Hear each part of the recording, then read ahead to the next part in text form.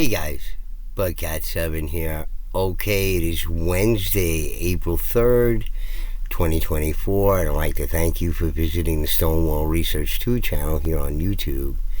I really do appreciate it. Alright guys, well, just recently I had a little bit of sort of a strange serendipity and a positive affirmation and a validation, a personal validation for me, and I'd like to share it with you if I could, without seeming like a jerk. I'm not really good at this because I feel funny about it, but let me tell you the story here. So anyway, I was looking at some pictures on this Facebook page here called Ancient Stone Mysteries of New England, and because I belong to this group here, just a couple of groups I belong to here. One of them has to do with the stone walls in California too, so in any case, excuse me. So I was looking at some pictures on here, which are always fascinating to me. I'm just fascinated by the pictures, and it's hard to tell you that, just being that I'm sort of, I don't know, on a different level here, maybe, when it comes to the stone walls of actually, northeastern North America. It's not confined to New England area or New York, where many of the stone walls are. New England doesn't like to be associated with New York, so they don't want it included, even though when it was New Netherlands, it pretty much was all of New England and New York, and Vermont was once part of New York anyway. But so in any case, so I was looking at one of these pictures here, and then, of course, my response is always going to be, this serpent, which is ubiquitous among the Stonewall cultures here that built the stone walls, are probably at some time before the Iroquois or Haudenosaunee got here, according to the Cornell professor there at the Tuscaroran lady professor there. They migrated from the Ohio Valley some 1,000 years ago, but I believe that the stone walls predate that, and they were done by the peoples that were here before them, which were, according to mainstream, predominantly Algonquin people. So the assumption would be, if mainstream agreed to it, that that it would be the peoples in this area who did it, but who's to say it's the most recent people in this area? So in any case, that's what they might say if they agree with that, but they don't. They say the colonists and settlers built all these things. But here's a picture of one we're looking at right now with a wall, supposedly one of these settler walls, going over these boulders here unnecessarily. But if you understand it correctly, you respond the way that I did in the comments here. But just before this, I was looking at a different picture here, so I commented on it, and another fellow I know, this Tim McSweeney from Celebrating the Ceremonial Stone Landscapes of Turtle Island, which I belonged to this group for many, many years. And Tim would kindly allowed me to post a lot of my videos on this channel, on this page here, this Facebook group page. And he was kind enough to do that for me.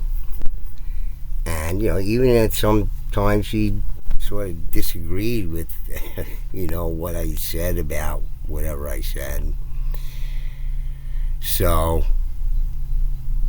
in any case, he was kind enough to let me post a number of my videos, which, some people like, but, he didn't, Tim was very skeptical of whatever it was that I was saying about stuff. So it took a little while for him, I think, to warm up to me or whatever. So in any case, I commented on this picture that was on this Ancient Soul Mysteries, which he belongs to too, and obviously comments there, I guess.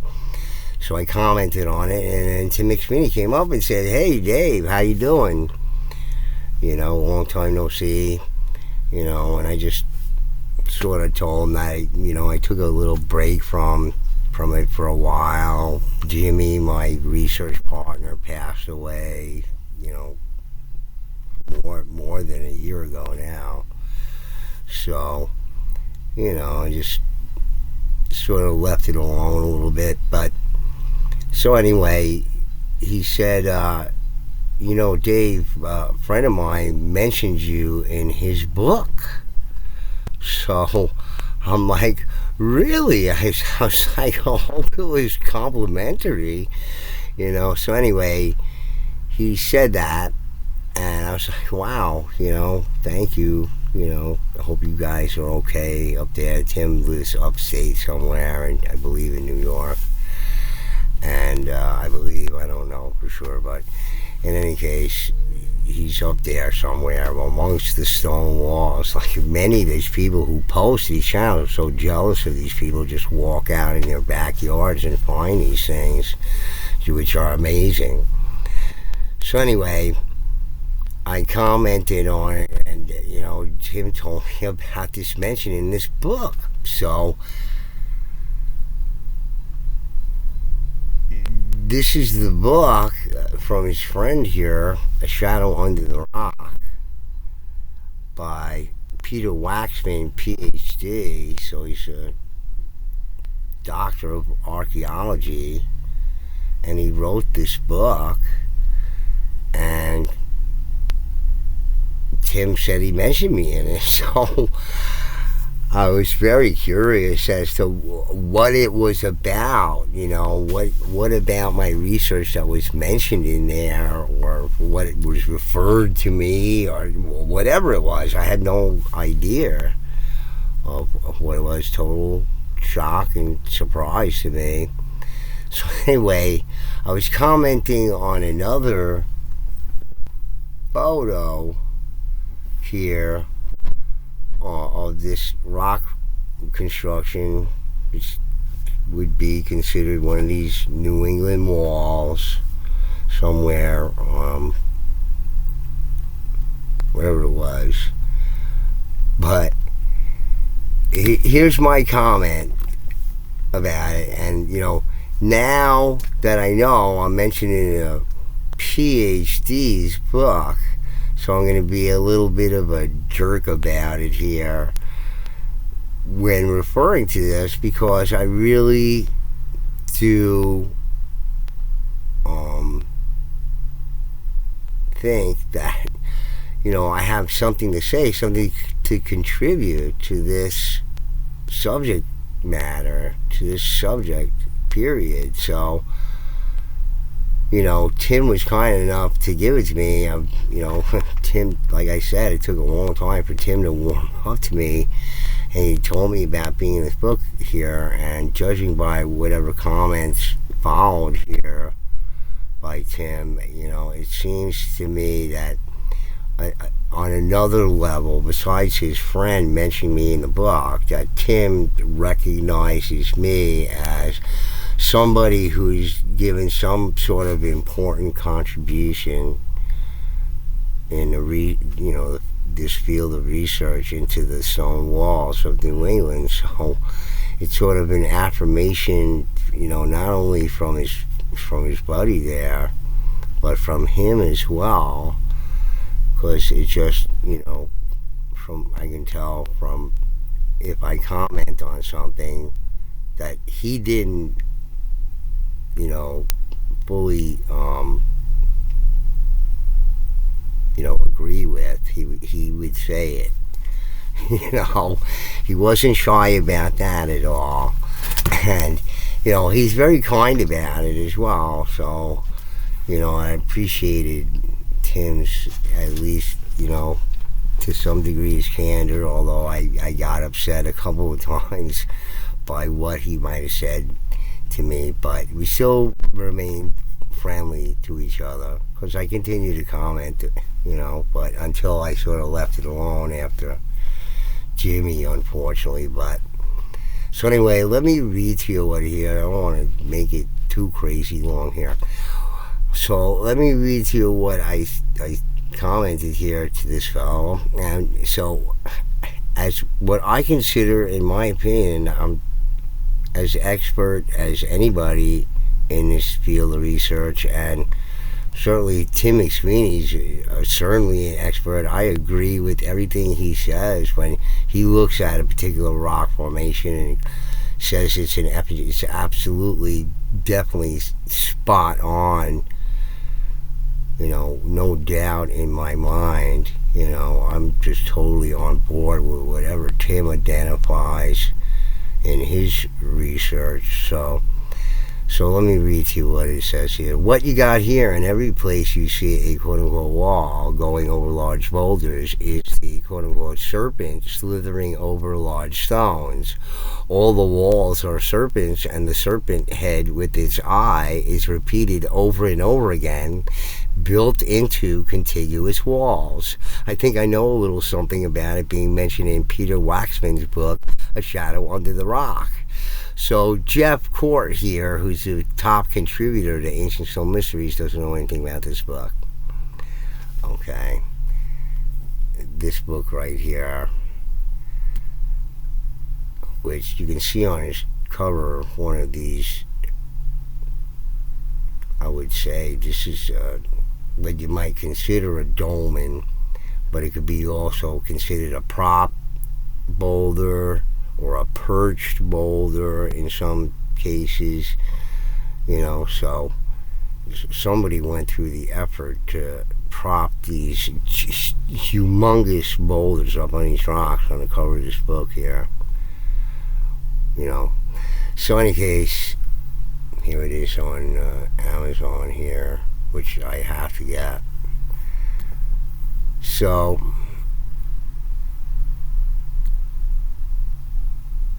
and, as far as the serpent is concerned, what are we talking about here? Or the horned serpent, or the underwater panther, which, in this thing over here, it's, looks kind of, this woodcut thingy here, where it looks kind of, kind of mean, kind of a little scary, but look at this thing right here, this artist rendering of it here. Hey, well, we're going hunting the underwater panther today. Oh, okay. Well, I'm not feeling good today. That venison stew last night. Gas. I'll stay here if you don't mind. Okay, Davy Chicken Feathers, you stay here. Oh, don't worry. I'll take care of your wife in case you don't come back. Don't worry about it. Look at this thing here. I ain't going out. No way. Not going after that. Negatory. Look at that thing. Me no go. Me no understand. Algonquin not going. With that sucker right there.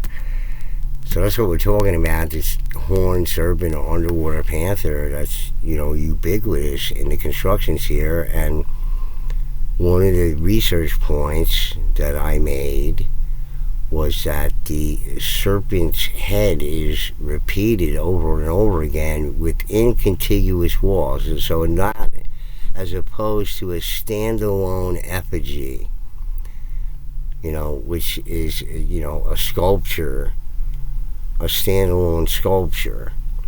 Whereas what I found was the head built into the walls over and over again. So in any case, this fellow Jeff Core didn't hear the book, so He doesn't know anything about it. And guess what? I don't know anything about it either at this point. I'm just being a jerk, I guess, and like, it's PhD mentioned me in the book, so I must have some major contribution to this. But I just underselling myself. I already was that way when I was on Facebook here. People took me seriously, at least the important people did. But the beginning of it, before Tim actually warmed up to me a bit or whatever, there's a lot of people on his channel are very skeptical of anything I might have said about the walls, and I posted all my videos about those things to his channel, to his page over there, and people were like, who is this jerk coming out of nowhere with the Brooklyn accent and all this kind of stuff? What's his problem? All kind of stuff. So I don't think a lot of people took me seriously at all on Facebook. I posted to my own page, Tim's page, another page, I think near a page, Matt Adams over there was kind enough to let me post videos on his page as well. So in any case, I mentioned the book, right? And so anyway, I said to him, if you want to know about the research I've done along these lines, you can watch my videos on my YouTube channel, Stonewall Research Bugcat 7, my Stonewall Research 1 channel, my other channel that I don't have access to anymore. And Google doesn't want to grant me access to it for some reason. I don't know. I play all their stupid games and ask all their picture questions about a bus and a bike and all this kind of stupid cockamamie stuff. I just started another channel. Screw them. It doesn't matter. I don't care. I'm going to speak my mind just like I did on my other channel. So anyway, Tim was kind enough to send me the page out of the book where the fellow mentions me. All right, so I had no idea before this. I commented this to this guy, acted like a know-it-all jerk, right? And then Tim was kind enough to put the page on there. So let me read to you what it says on the page, because it was just a surprise to me, as it would be to anybody who knew me or anything, or a subscriber to my channel for that matter. Which, any of those 2,500 subscribers, I never got very high up there, because I speak my mind and I believe different things than other people do, and I don't think people like that. They're used to hearing the nonsense and rabbit holes that been put out there by the same side, the two wings of the same head of the bird. One head of the bird and two wings, left and right. So let me read to you what this Peter Waksman, Tim's friend there, this PhD, got from one of the arguments that I made in a very early video of mine on my channel. It was immediately after I posted the videos of me at Mallory in the Green Mountains in rural upstate Connecticut, where my younger sister lives. And it was like a run through the forest. People love those videos for whatever reasons, but actually,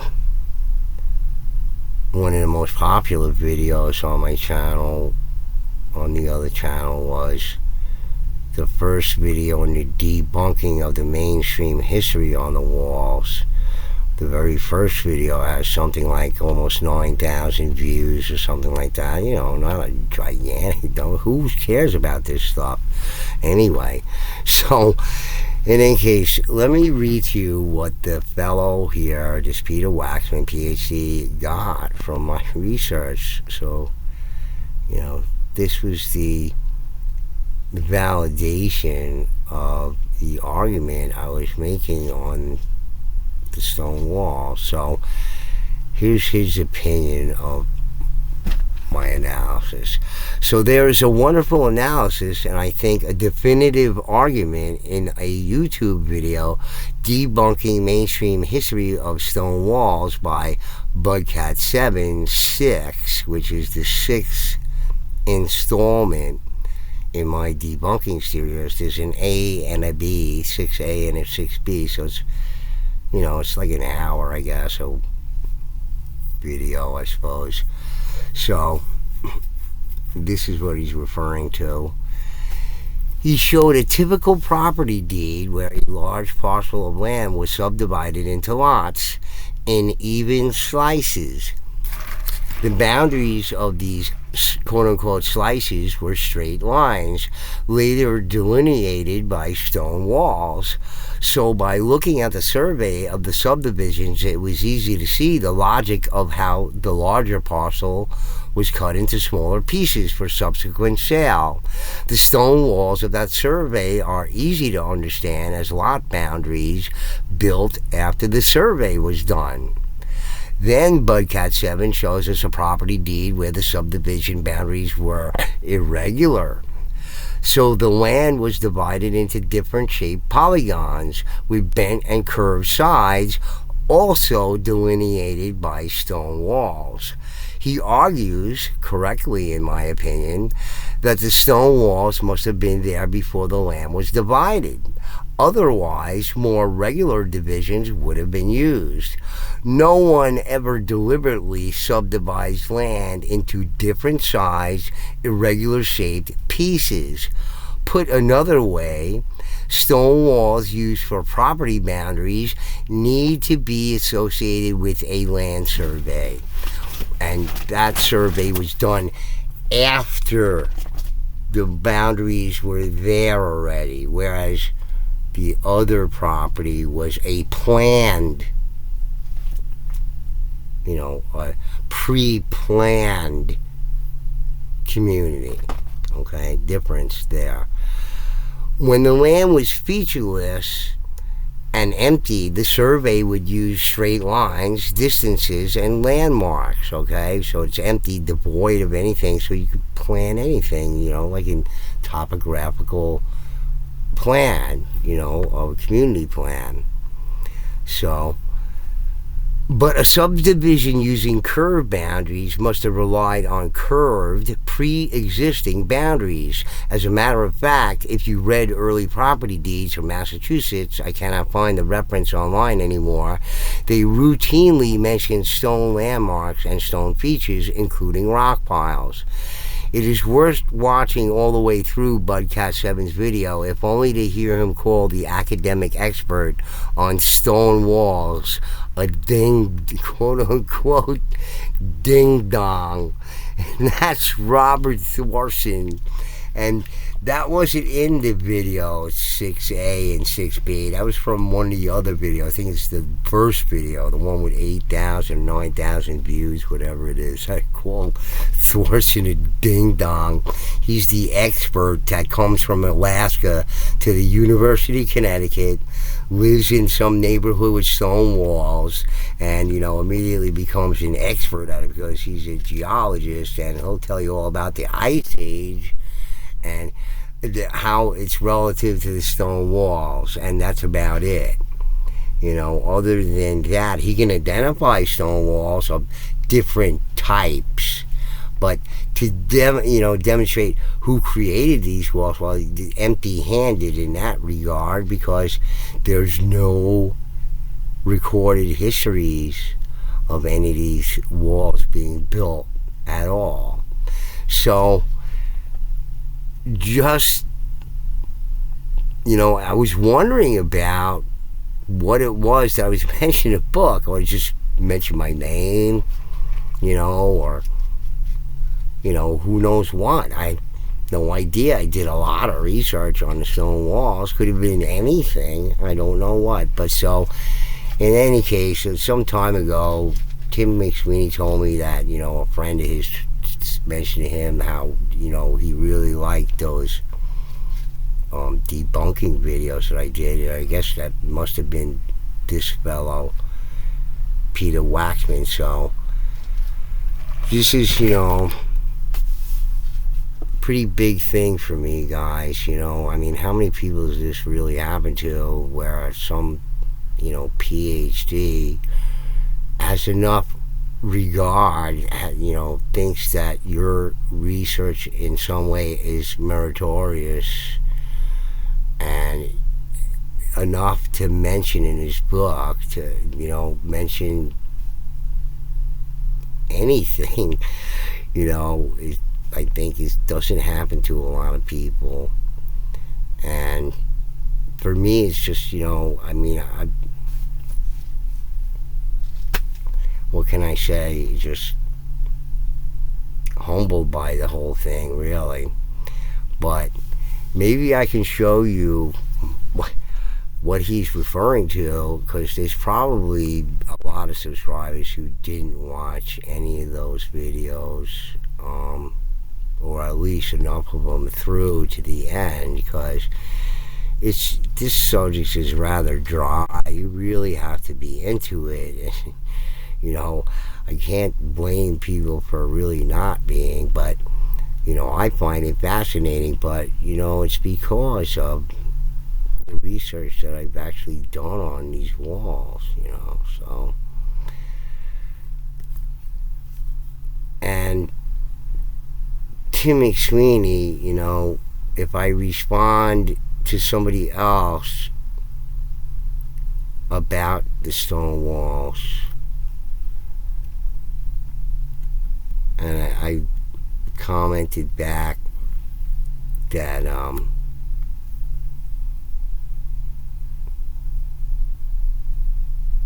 the plots were at Rensselaer, which is like a suburb of Albany in New York, which is the capital of New York now. So, in any case,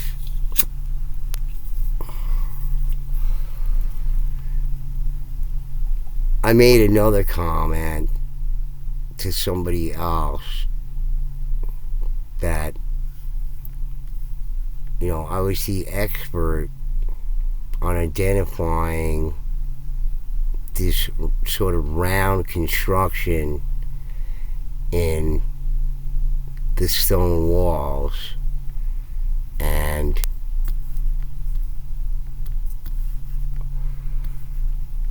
Tim McSweeney chimed in, and that was a real affirmation. I think it's this one here. Let's see if it is. Are we going to it here? Or is this it? Maybe I just clicked on it. Hold on, let me see if I can find the thing. If you bear with me for a second here.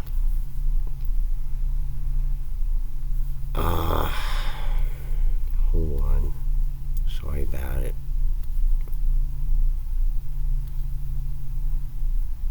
Okay, I believe it was in this one.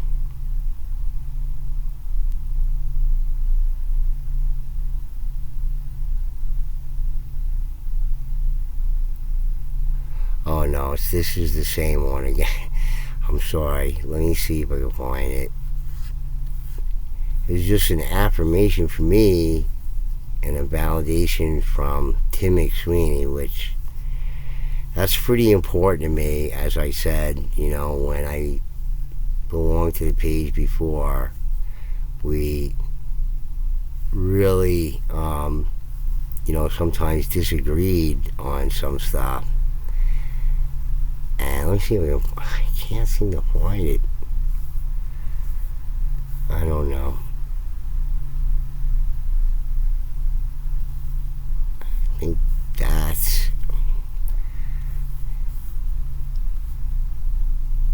Oh.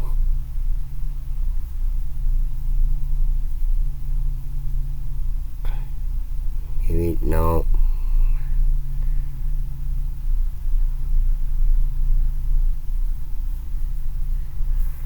I don't know. I can't seem to find it. But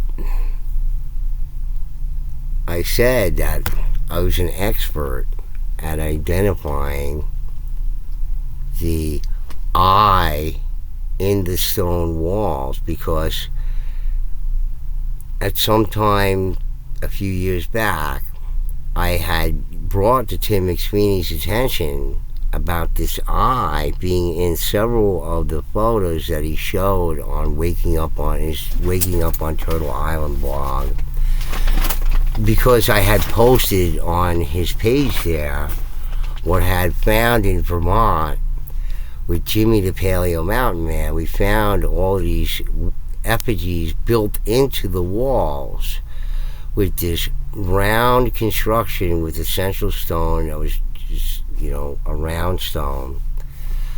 Okay. And Tim McSweeney, underneath that comment, when I said I was an expert on identifying these things, he put a picture of one of the effigies with this round construction with this central eye that he had superimposed the serpent eye onto it. And for me, that was just a total affirmation and validation from Tim McSweeney that I know what I'm talking about when it comes to the stone walls.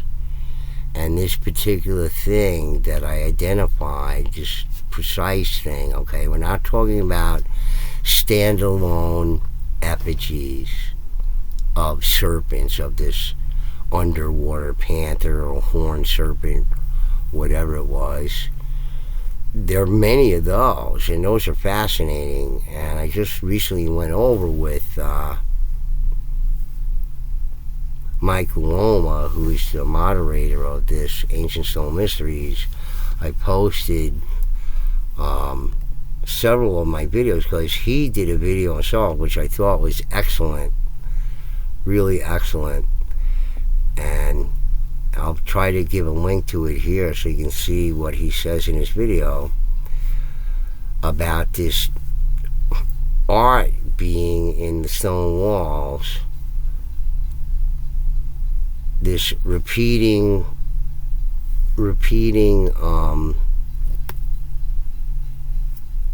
head of the serpent repeating itself, this round construction with this central stone. And he speculates several things of what it could be, because nobody really knows what it is, I guess.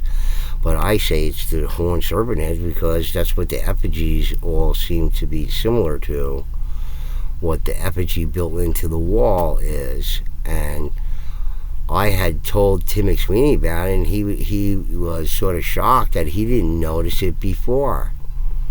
And he said so after I had posted my videos about it, or what I found in Vermont, and identified these things in the stone walls. Then Tim sort of was skeptical about it, so I provided a number of pictures from his Waking Up in Turtle Island blog, where this eye was present and this construction was present with the eye in it. Okay, similar to that of many of the effigies, the standalone effigies, but this was in the wall itself. Okay, so Jimmy and I, more or less, as part of my research, and the hypothesis that I came to was that the serpent head is repeated again and again. I show it on my channel up there in Vermont, where we find it again built into the wall. So all the walls are serpents. Is this horned serpent or underwater panther? So these native walls can be identified in this manner because it repeats itself again and again, and I show it in the videos on my channel in very different areas, up by Springfield, Vermont, with Jimmy on his property up there, and then again on top of Mount Ephraim there as we were going up to the summit there, where we also saw some Neolithic constructions, which considered prop stones there, which far more ancient. So in any case, let me show you the video that the fella is talking about in his book here where he's got this from. Okay, the part 6. I'll show you a little snippet of it, alright? Not all of it, but it more or less summarizes what I was trying to present. And I did it in my own sort of true Brooklynese, Brooklyn attitude fashion that this is one of my early videos, so, so more of that sort of expression in the way that I went about doing the video. So in any case, let's just take a look at it. This is what Peter is talking about in his book. Okay. You're going to design something, with egress and access, and, you're not going to do all of this stuff. This is crazy. So what I think happened here, and here's my opinion about what happened, when Van Rensselaer built his manor house, he knew all these walled-in areas. It was a simple matter to divide them all up into these, even areas because of all the patterns of the walls were irregular, but it made it, gave him an ability to create these areas. Okay? And at some point in the lecture, Delano shows a topographical map, and you can see within these walled areas here other stone walls that, were incomplete or didn't go anywhere. So how easy would it be to say, look, if I just, if we have this existing internal stone wall here and just finish the rest of it to complete an area like this, that would be easy work to do since the whole area was basically walled in already. Okay? So my point is Van Rensselaer found this area with all the stone walls in it already. It gave him a way to create these small walled-in areas all over the place so he could put his indentured servants and slaves in there or whatever he wanted in there. Okay? Otherwise, he would have done it like this. Okay? What are you trying to say? One of the richest and smartest Dutch guys in American history, real smart and true guys that, let's do it this way. Hey boss, what do you want me to do? You want me to create like even squares? Like, you know what? I'm tired of that even square stuff. You know what? I like amoebas. That's what I like. I like puzzles. Make it like a puzzle. That's the way to do it. It's ridiculous. It's absurd. Okay? Van Rensselaer found all these walls here. They were here already. And what he did was he put all these people in here because it was easy. It was a piece of cake. Okay? Not this reason that Delano gives, the reason why that is the way that it is, and it's not like it is in New Hampshire, is because we're just messed up. We're screwed up. New York is screwed up. This is his, scholarly evaluation. This is his scholarly assessment of this area, okay? You buying that? Okay? It's nonsense, okay? He doesn't know what he's talking about, okay? And I do, all right? This is ridiculous, okay? Nobody would plan this. Even Van Rensselaer, if he was trying to make a community out of it. Okay? The walls were there already, and he said, oh, good. Let's, we got all these areas with walls already in there, go right in there. Okay? So, no more BS, okay? From you, Delano, or Thorson, or no more BS, bro. This is how it really is, okay?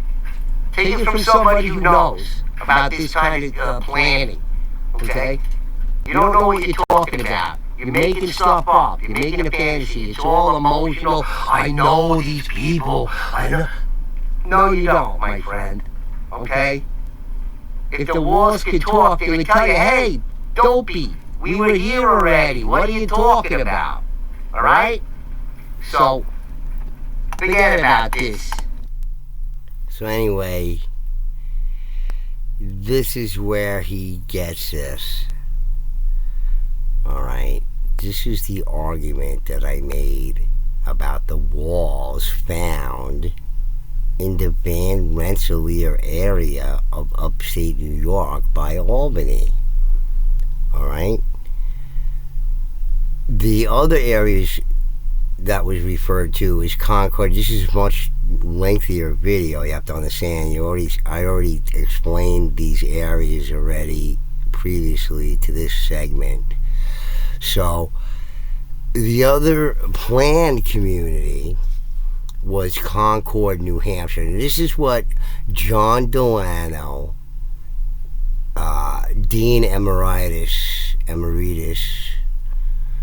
of SUNY Albany, I believe, who's Arts and Science Dean, right? He gave a lecture called If Walls Could Talk. So that's why I said if the walls could talk, you say, hey, dopey, we were here already. What are you talking about? So in any case, me trying to be cute because it's based on this guy's lecture, right? This is what Peter Waksman was referring to is the argument I made against this supposed expert here, this John Delano, who says at the beginning of the lecture that there's no written evidence of wall building taking place by colonists or settlers, and there's not. There's some inferences that the Gages found, who are experts in this sort of research, but nothing direct or anything like that, despite, poetry or whatever. It's just a bunch of nonsense to try to explain all this stuff. So, in any case, that's this segment of my debunking series that I guess Peter Waksman thought my argument was a good one and included it in his book. So I don't know how many amateur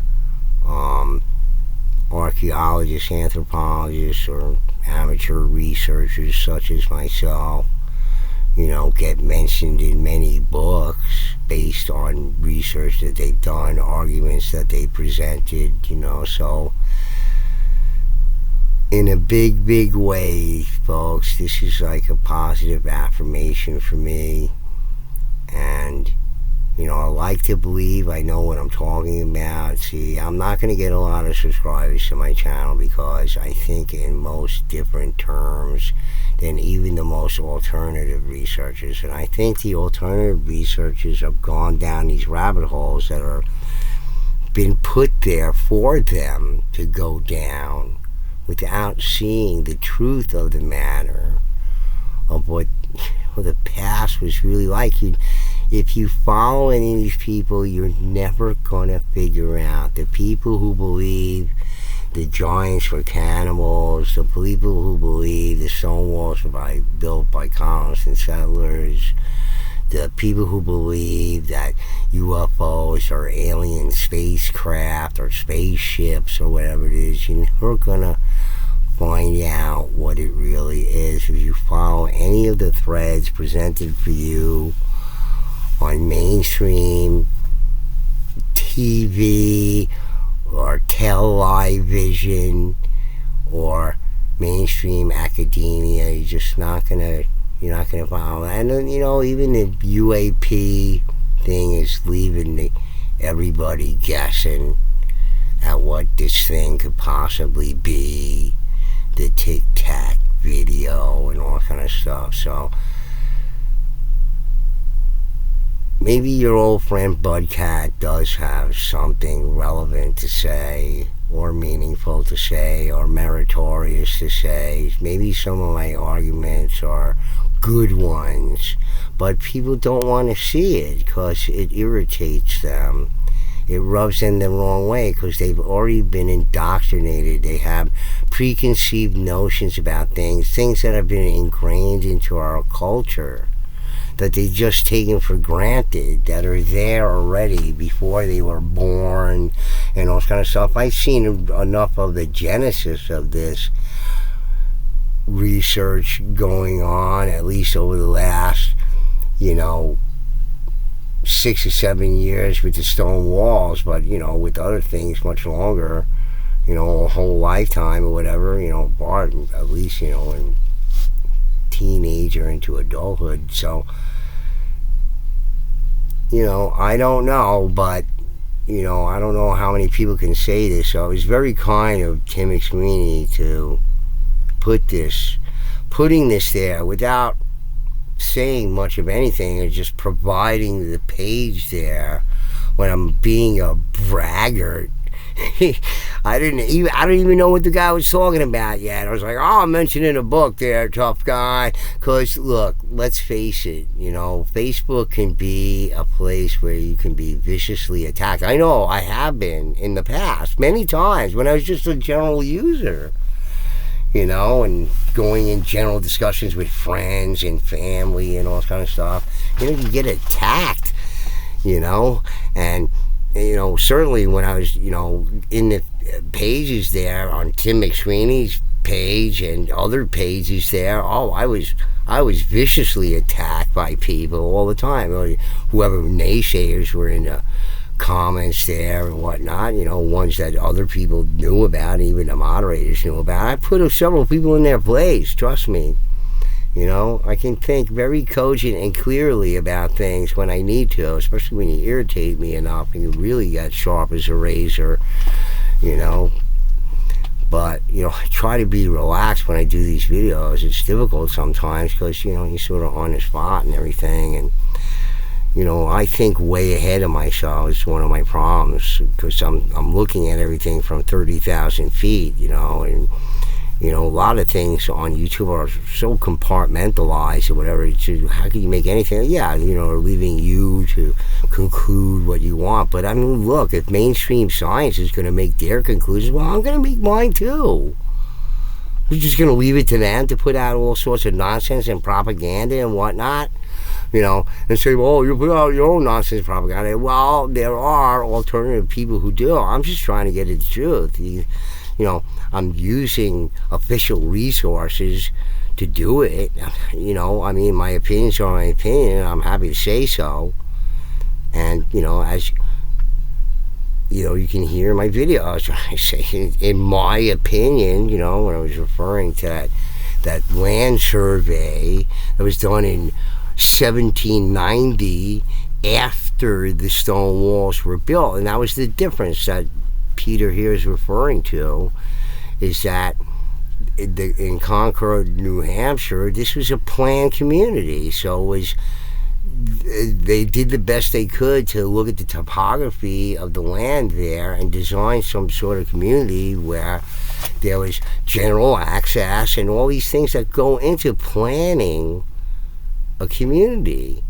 Somebody does that. They don't just willy-nilly build a road here and there. Sure, they followed some of the Indian trails that were here because they were ready-made roads and highways for them when they got here. I go over that on my other channel. That was one of my most popular videos there on ancient Indian trails in the Northeast. So, but anyway, guys, yeah, I guess I'm a little bit of a jerk. But you gotta be like a tough guy because I've been attacked so regularly. And it's like, and people, like I said, when I used to post, even after so many videos and everything and all the research that I did, nobody caught some of those things maybe that, when I brought to Tim McSweeney's attention, this eye that was repeating itself in these constructions here in contiguous walls. Not standalone effigies. I saw many of them, and some fascinating ones. And you can always see them on Tim's Facebook page there, and on the other one there. So, Mike Luomo there of the other channel, Ancient Stone Mysteries here. He said the book was a little disorganized. So, maybe it is. I don't know if it is not, in his opinion anyway. So, I don't know. But I hope I didn't insult him because he had his own video, which I thought was excellent, about art in the walls, repeating patterns in the wall, repeating circular construction, which I think he more or less says that he saw in my videos, with a few of them that he watched. He didn't watch many because, like I said, I was like a black sheep there on Tim McSweeney's page there. He sort of made it that way with his skepticism, but so I saw his video. I thought it was excellent. I gave him a positive comment and a thumbs up, and I thought I would love seeing that video. So in any case, I got back to him here of this, because he shows a number of effigy, standalone effigies, and this was one by Dennis D. that was fascinating, built with flat stones, very different stylization than many of the other ones that are posted on, Tim's page there and this page here. Very different. And then I show my videos from 2018 of being in Vermont there with the circular Karen eye and the serpent eye. And basically, they say the same thing that Mike says in his videos about the walls, the stone wall code, art and language in the walls. Because I'm even further out there than any of these guys, and just not simply the serpent in the wall, but as I said at Jimmy's there with the walls there, we saw a man coming through the wall. The whole story, I believe, was being told in the wall there. What is art? Art is language. Art conveys some sort of message, art, induces some sort of feelings in people, that they can identify with. It's a language. Art is a language. Hence, a lot of the Asian languages have these pictogram languages, which are pictures, So art is a form of communication as well. But I believe there's more in there. There's information in the walls. There's even beyond that, because of the organization seen from a sort of pragmatic standpoint. The walls represent the serpents in the spiritual way, but they also serve their purposes. And what Tim McSweeney believes, which is a legitimate argument about it, is that they're fire breaks, because where these people inhabited, there's, like anywhere, there's many insects, dangerous ones that live around, ticks, deer ticks, and all kind of stuff like that. So one of the ways that the native peoples cleared their inhabited areas there was to light brush fires. It would only affect the brush. It wouldn't catch onto the live trees because it's low fires. They could be controlled not only by the people but by the walls as fire breaks. And they use burning. They use burning even on larger scales. When they wanted to clear large areas, they use burning, because that's the quickest way to clear. They're still using that method today in South America to the point where it's, hurting the environment, natural environment down there. So, this is just an old method of doing it. And the stone wall served that purpose, but they also served other purposes. Well, not only their living space there, but it had to be their storage space and everything else, whatever other activities, like I show in Mallory in my videos. And, those are some of the videos that, I show some amazing things. You're always looking at the eye constructed in the walls of these effigies, but that turtle effigy that I show in Mallory there has a carved eye. That's very different than anything I've ever seen anywhere. So I have some original work, some original research about these walls that evidently, being mentioned in this book, provided me with enough respect from the other people who do research in this community. And it's just a wonderful thing to sort of happen to me, and very gratifying to me that I, just proves to me that, my efforts were not in vain, and I contributed something to this line of research that's valuable. So in any case, guys, just wanted to share that with you. I think it's pretty important. I doubt it'll get me any more subscribers though, but I don't know, but